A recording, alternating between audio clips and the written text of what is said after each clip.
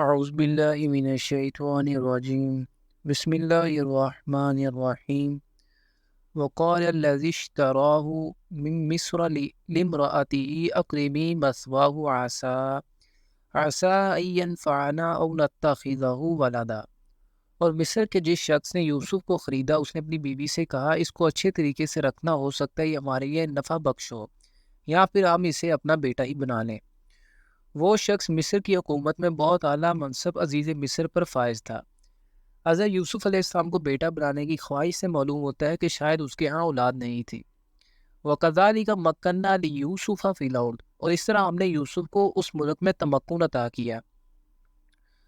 وَلِنُعَلِّمَهُ مِن تَأْوِيلِ الْأَحَادِيثِ، اور تاکہ ہم اس کو سکھائیں باتوں کی تہ تک پہنچنے کا علم۔ واللہ غالب علی امرہ ولکن اکثر الناس لا یعلمون، اور اللہ تو اپنے فیصلے پر غالب ہے لیکن اکثر لوگ جانتے نہیں ہیں۔ ولما بلغ اشدہ آتیناہ حکما و علما، اور جب آپ علیہ السلام اپنی جوانی کو پہنچ گئے تو ہم نے آپ علیہ السلام کو حکم اور علم عطا کیا۔ وکذالک نجزی المحسنین، اور اسی طرح ہم محسنین کو بدلہ دیتے ہیں۔ حکم اور علم سے مراد نبوت ہے۔ حکم کے معنی قوت فیصلہ کے بھی ہیں اور اقتدار کے بھی۔ علم سے مراد علم وحی ہے۔ وراودته التي هو في بيتها عن نفسه، اور آپ علیہ السلام کو پھسلانے کی کوشش کی اس عورت نے جس کے گھر میں آپ علیہ السلام تھے، یعنی عزیز مصر کی بیوی آپ علیہ السلام پر فریفتہ ہو گئی۔ قرآن میں اس کا نام مذکور نہیں، البتہ تورات میں اس کا نام زلیخا بتایا گیا ہے۔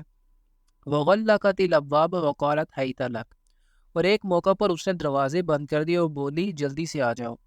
قال معاذ اللہ انہ ربی احسن مثواہ، آپ علیہ السلام نے فرمایا میں اللہ کی پناہ طلب کرتا ہوں، وہ میرا رب ہے، اس نے مجھے اچھا ٹھکانہ دیا ہے۔ یہاں پر رب کے دونوں معنی لیے جا سکتے ہیں، اللہ بھی اور آقا بھی۔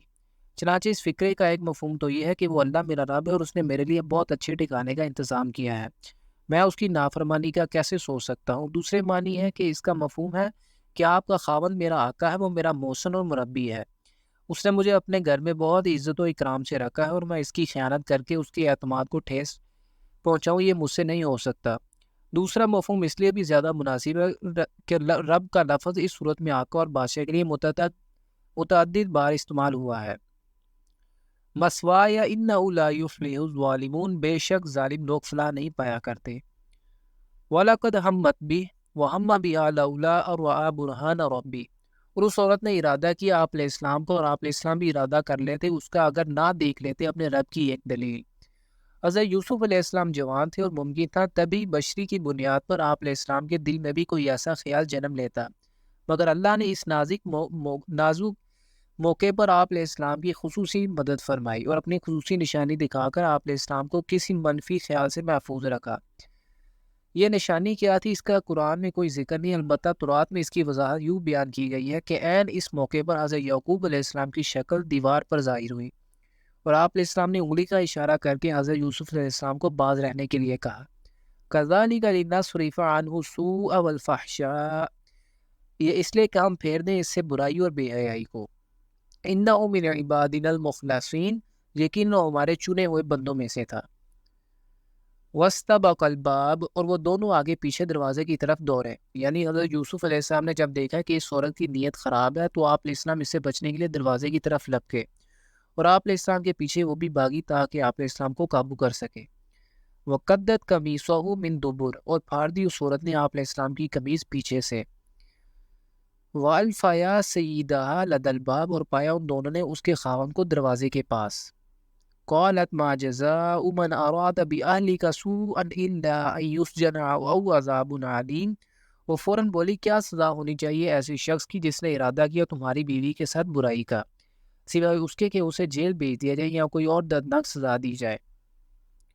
قال هي راودتني عن نفسي، آپ علیہ السلام نے فرمایا کہ اسی نے مجھے پھسلانا چاہا تھا۔ وشاہد شاہد من اہلیہا، اور گواہی دی عورت کے خاندان والوں میں سے ایک گواہ نے۔ اس عورت کے اپنے رشتہ داروں میں سے بھی کوئی شخص موقع پر آ پہنچا۔ ان کان قمیصہ قد من قبل فصدقت وهو من الکاذبین، اگر تو اس کی قمیص پھٹی ہے سامنے سے تو یہ سچی ہے اور وہ جھوٹا ہے۔ وَإِنْ كَانَ قَمِيصُهُ قُدَّ مِنْ دُبُرٍ فَكَذَبَتْ وَهُوَ مِنَ الصَّادِقِينَ، اور اگر اس کی قمیص پھٹی ہے پیچھے سے تو پھر یہ جھوٹی ہے اور وہ سچا ہے۔ فَلَمَّا رَأَىٰ قَمِيصَهُ قُدَّ مِنْ دُبُرٍ قَالَ إِنَّهُ مِنْ كَيْدِكُنَّ إِنَّ كَيْدَكُنَّ عَظِيمٌ، پھر جب عزیز مصر نے دیکھا کہ آپ علیہ السلام کی قمیص پھٹی ہوئی ہے پیچھے سے تو اس نے کہا کہ یہ تم عورتوں کی چالوں میں سے ایک چال ہے، یقیناً تم عورتوں کے فریب بہت بڑے ہوتے ہیں۔ یوسف اعرض عن ھذا، یوسف علیہ السلام اس معاملے سے درگزر کرو۔ عزیز مصر نے حضرت یوسف علیہ السلام سے کہا۔ اس کے بعد وہ اپنی بیوی سے مخاطب ہوا اور بولا وَاسْتَغْفِرِي لِذَنبِكِ إِنَّكِ كُنتَ مِنَ الْخَاطِئِينَ، اور تم اپنے گناہ کی معافی مانگو، یقیناً قصوروار تم ہی ہو۔